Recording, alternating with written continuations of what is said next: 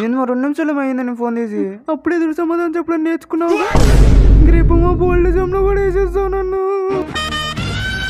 Mummy నాయనమ్మ నాకు 10 rupees ఇచ్చింది. అవునా బేటా, ఇచ్చింది 10 రూపీస్, 1000 రూపీస్ కాదు సంతోషపడికి, అర్థమవుతుందా? మరి అమ్మ కూడా 10 రూపీస్ ఇచ్చింది. అవునా, 10 రూపీస్ అంటావేంట్రా? 10 రూపీస్ 1000 రూపీస్ సమానం. పెద్దవాళ్ళు ఏది ఇచ్చినా వద్దనకూడదు, అర్థమవుతుందా?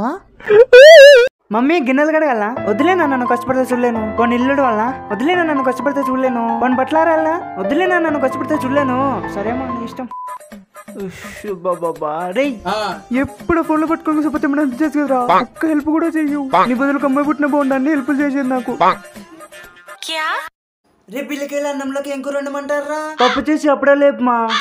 పప్పొద్దు మా, చికెన్ చేయి మంచిగా ఉంటది. ఏం కూరలు రవి నిన్న ఏం వండా, మంచిగా పెరిగేసుకుంది. నేను కడుపులో చల్లగా ఉంటది. నువ్వు ఒకటి ఫిక్స్ అయినప్పుడు మమ్మల్ని ఏదో మీకు నచ్చిన కూర చేద్దామని అడిగాను.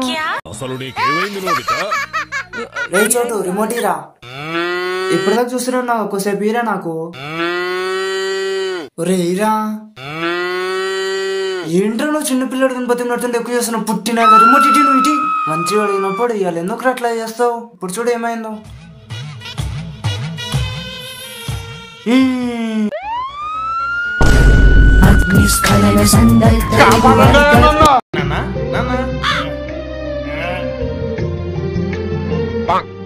అమ్మా